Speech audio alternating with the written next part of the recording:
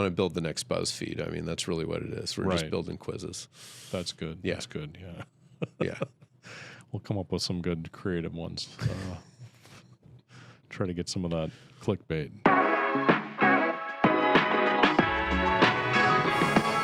Welcome to the Marketing Team of One podcast, where we have conversations about the issues one-person marketing teams face when trying to meet their goals with limited time and budgets. Now here's your hosts, Eric and Mike.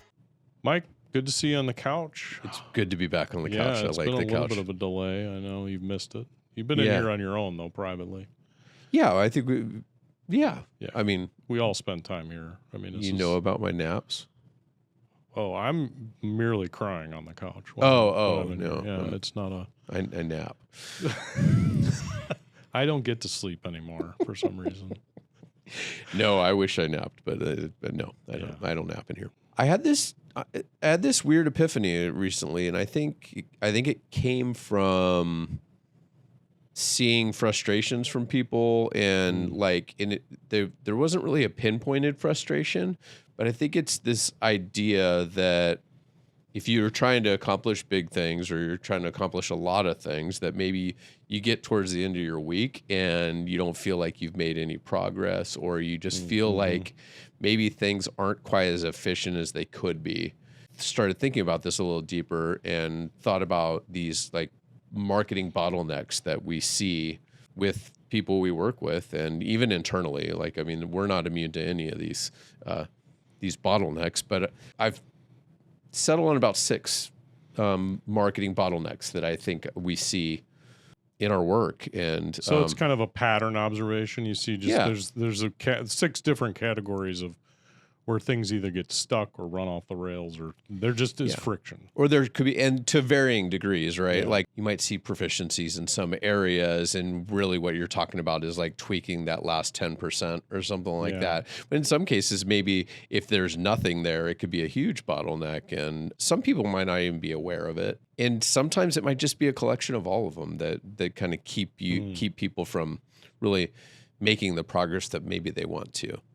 It sounds like we could go either really, really deep on these, or we could, and I think we've actually touched on a lot of these before, but this is a great way to kind of just collect them all up and say, beware, here's 6 things. I think we could go into a lot of depth in all these things. I think today our goal is to hit on some of these bigger points because they're more like business focused. You could probably pull in a lot of other people in the business, especially if you're on your own, to help address some of these things and help rise the tide for all the boats, and especially as a marketer, like that you can be more efficient in what you're trying to do. And it's interesting because probably in each organization, there's the risk that you're going to outline. These 6 different factors are different with each organization. I mean, sometimes it's this or it's that. It varies for everybody. It's not a consistent thing. Well, let's start off. Like what's one of the, are these in any particular order, or is it? No. It's a solid. Now I got. I'm thinking about. I think there's some that I would work on some before I work on the others, type thing. Yeah. But I wouldn't. I didn't come up with these in any particular order or anything. I'm second guessing it. Maybe I should shuffle the deck and figure out what's most important and prioritize. Sometimes but you can just list things off. Let's listicle this. First one is probably the most obvious is a bottleneck is just people's time and bandwidth, right? Like especially as a solo marketer, you've only got so many finite hours in the day and you're trying to cram everything in. But I think bandwidth is a huge bottleneck for a lot of people. You get a scale project, or somebody has a new goal or a new endeavor, and all of a sudden it's, wait, who's going to do all this? Yeah. Or it's just like, oh, we've got some big plans and we've got some tight deadlines, and we don't have the team, the capacity. There's only 24 hours in the day. And I think most people need to sleep some of those 24 hours to varying degrees. Right. Yeah. Depending on. I'm at about 14. I don't know about you. 14 hours of sleep? Yeah, that's my minimum. I last hit that number when I was 4 months old, maybe. I mean, after that point, I was up all the time. I probably had some in my teens, but 14 and 14 is probably the 14 and 14. Okay. Yeah. Well, that's lucky for you. You're sleeping for me as well, it sounds like. But anyways, bandwidth is a big concern, right? And so I think there are ways around it, right? You can try and find more efficient ways to do things you're doing. Okay. Especially if you're in the thick of it, like working on those things is really tough. So finding people who can help you either on bits and pieces of things or taking on full projects, it's really looking outside of yourself and looking for people who can help you with it. I would say too, one thing to think about is if you're going to have or try to build people or build a team to help you work efficiently, having somebody check your stuff too is probably a really important piece of that team. It can be the same person who's doing this or that, but it's always good to send things over and have other people review them. That extra set of eyes. Yeah. That's really good. Yeah. Number one. Okay. Hit me with number two. Number two, I would say clarity. Clarity is a big bottleneck. Like it's kind of a vague concept at first, but it's a little unclear. It's a little unclear. I think what we see in working with people is that sometimes they're not all on the same page with who they're trying to talk to. So who's their audience? We talk about that all the time, but it's still a lot of people, they don't know who their audience is. They might not even be clear about what their value proposition is to that audience. And they're not necessarily clear how they're going to say what they need to say to communicate that. And then others, like it could be clarity between the teams, right? That they're really clear on the same page about what the goals are for where they're going. Here's the road we're headed. Yeah. Okay. Yeah. Goals. That one seems to be like that could just stop you right immediately, like the first thing. It's not like it stops work, but it keeps getting. I think you get in an endless cycle where you're repeating and you're editing to death and all that stuff. And rethinking and maybe we should. Yeah. And I think that clarity, if you can get that stuff settled early on, can help remove some of the friction that comes in and clear up. I would argue, like when I have that kind of clarity around messaging or audience, it is a much, much quicker process to get things done, which may alleviate the bandwidth issue we just talked about in a sense. Yeah. Because you tend to have so much more clear focus, but it's really, that's work that needs to be done and clarified and everybody understand. It's not easy though, because you have to niche down in a way or pick that one or two or three personas or personalities. Yep.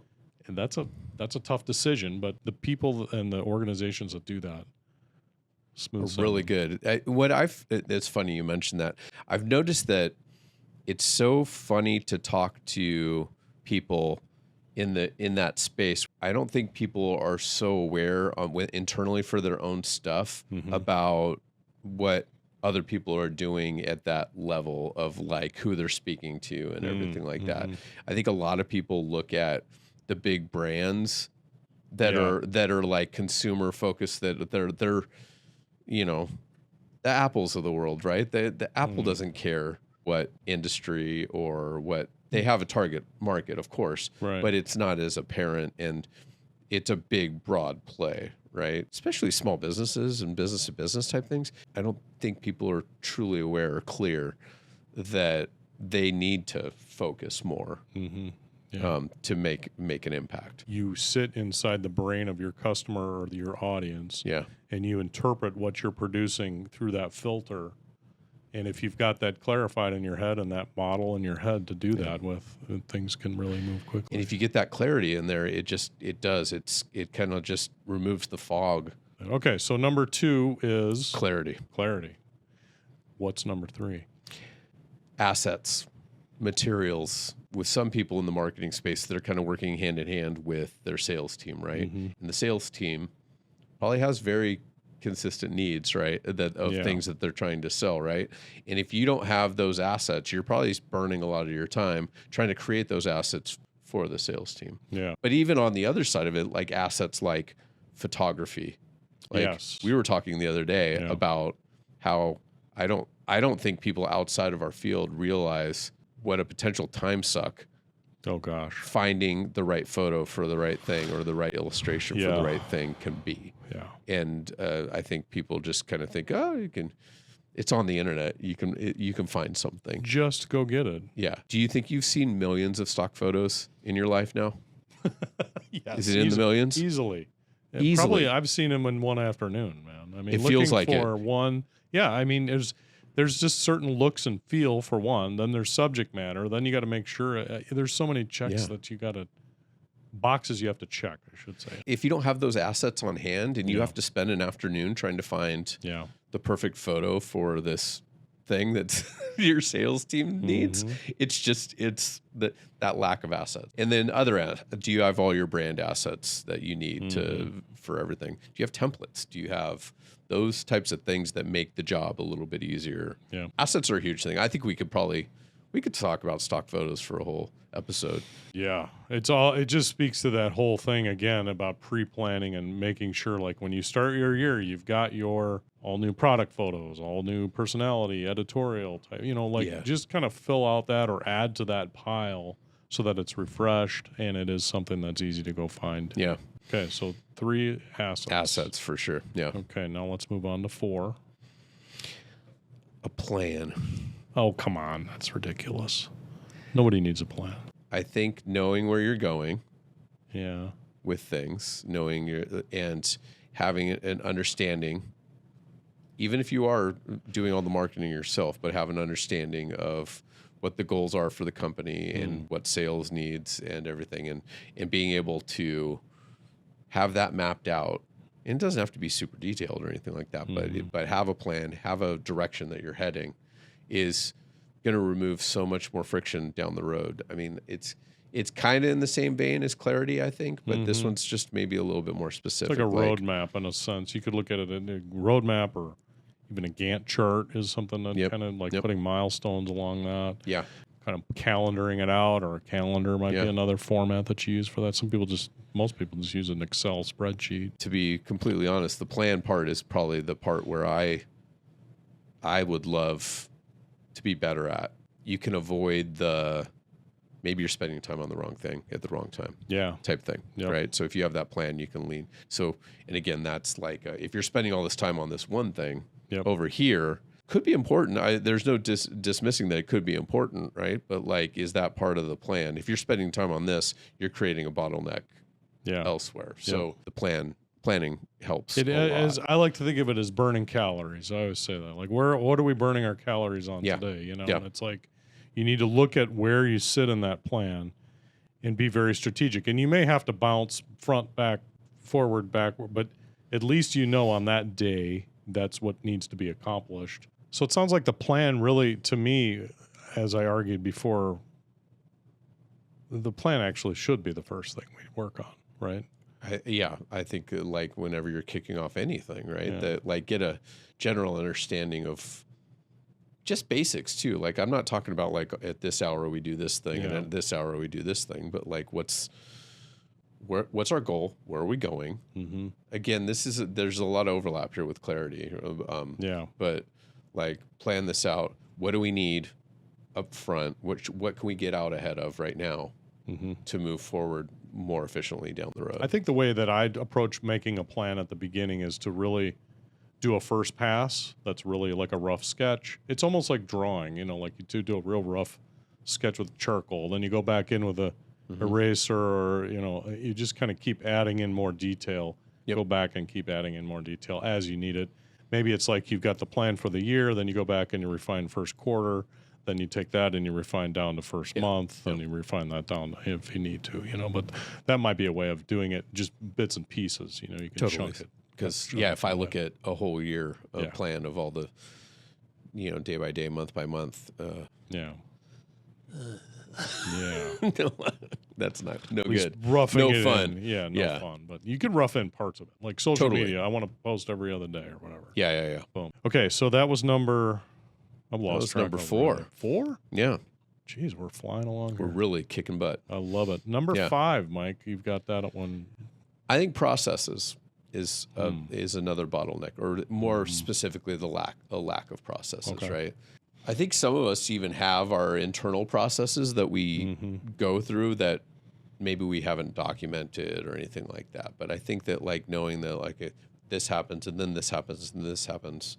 And if you're working with a team, it becomes even more important to have those processes in place. If you don't have them, you're spending a lot more time getting back into, oh, what do we do next? Or what's the next? How do we move forward? You know, it's about like more well-oiled machine type stuff thing. That infrastructure, in a sense, kind of a built-in approach to how everything goes, in a sense. Kind of pre-planned. Everybody's done it a million times. It's like they practice this. They know it by heart. Yeah, exactly. Okay. But like I think anytime, especially if you're doing it for the first time, it's going to be messy. You're probably not going to have a process. That's going to take longer than when you do it. I mean, this podcast is a great example, right? When we first started doing it took a lot of time. Yeah.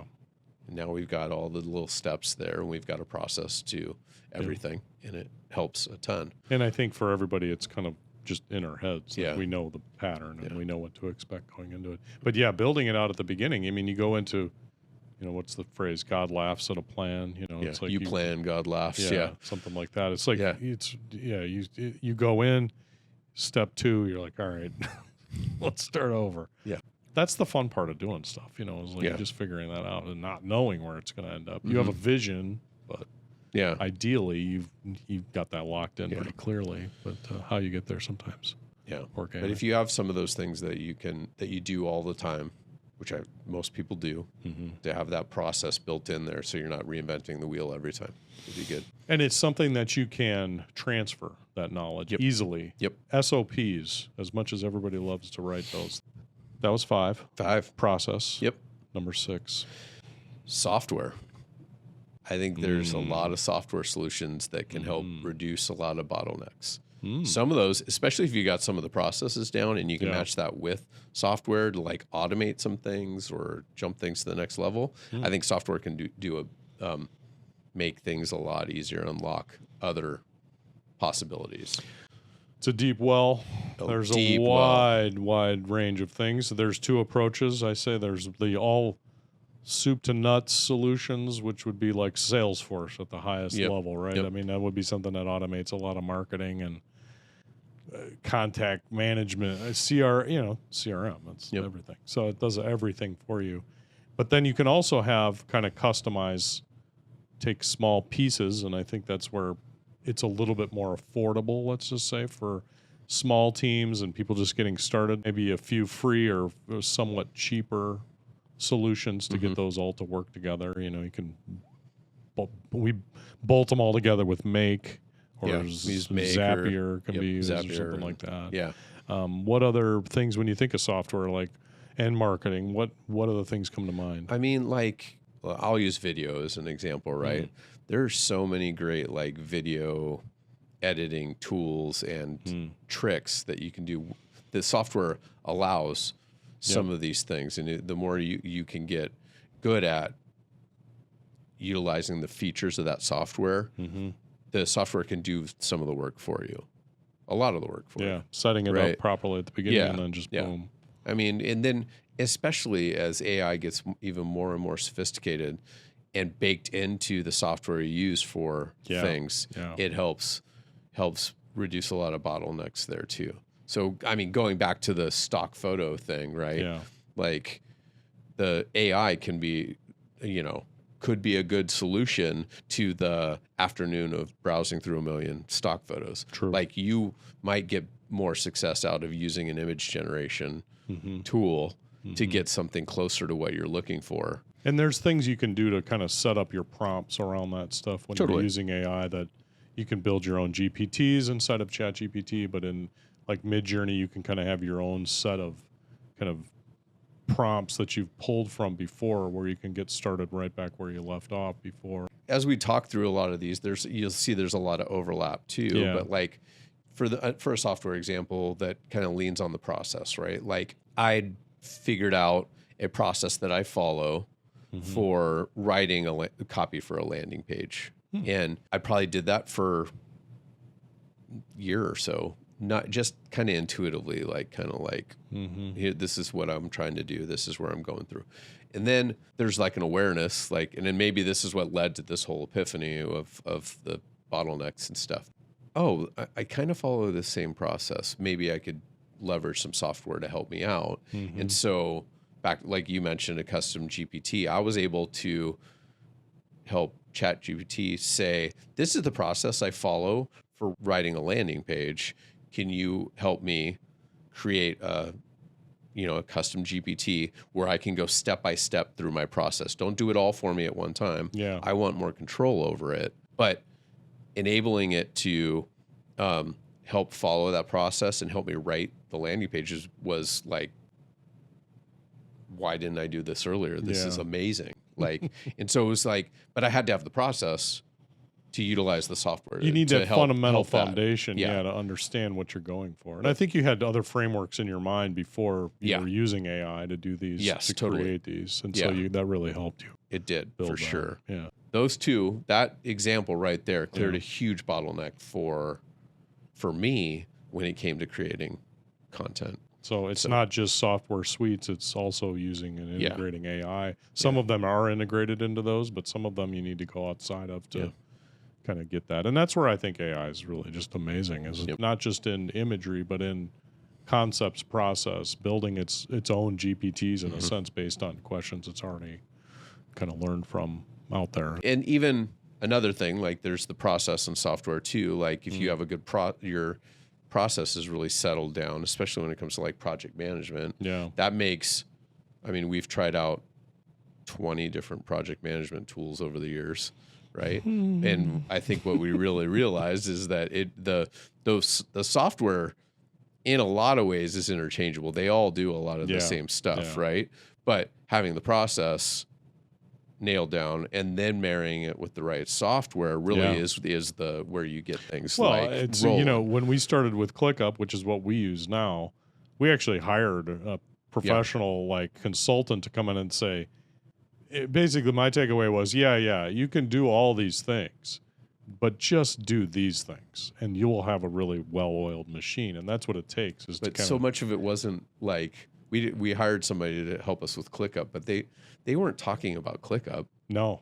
There's none of it was ClickUp related. Yeah. It was all like, okay, what do you do next? Okay, what's the step here? Yeah. And it was all process stuff. And then, oh, by the way, we'll put this into ClickUp. Here's how it works in Monday ClickUp, or Basecamp or they didn't even care what software we used. Just having those fundamental like operational structures. Yeah. Process. Yeah. Yeah. Really helps a lot. So all 6 of these really do. They've commingled quite a bit. Yes, they do. And it's a big ball of yarn. I'm going to throw a monkey wrench in this. This is the bonus section of the podcast. Got one more I'm going to throw at you. Okay. Budget. Dollar bills. Yeah. If we had to prioritize, yeah, like I talked about in the beginning, that might be the first one. Because I think if your budget doesn't correlate with your goals, that's probably the biggest bottleneck you could have, right? Yeah. Like lack of budget means that you can't get bandwidth help, right? Yep.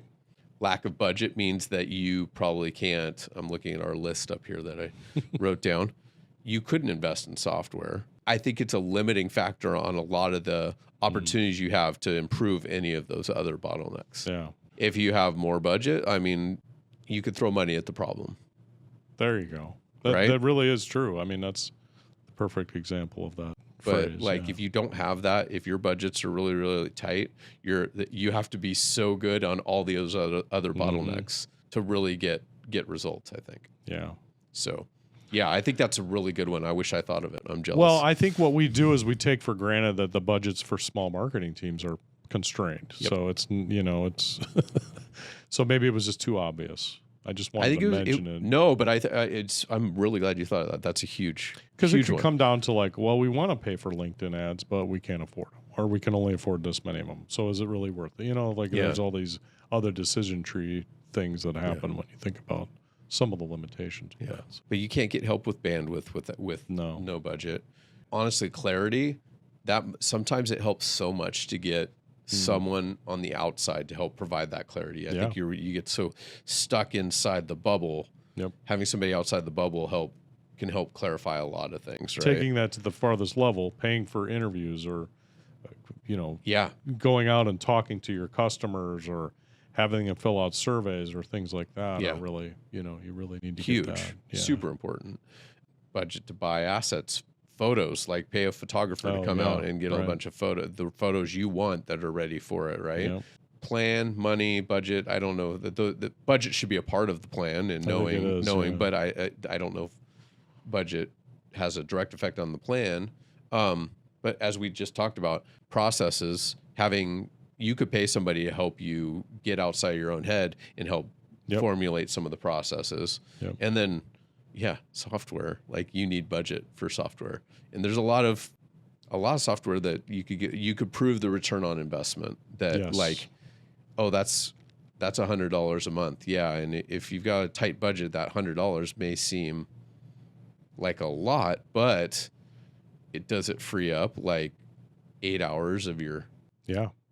Calculate what that 8 hours is worth, right? Yeah. Right. So budget unlocks a lot that you can do there I think that's kind of, we draw a big circle around that. Budget is just now that one's the first one. That's number one. Okay, yeah. So we've started at the end in a sense. So all the things. I thought I came up with something awesome, and then Eric just said, "Step aside, son."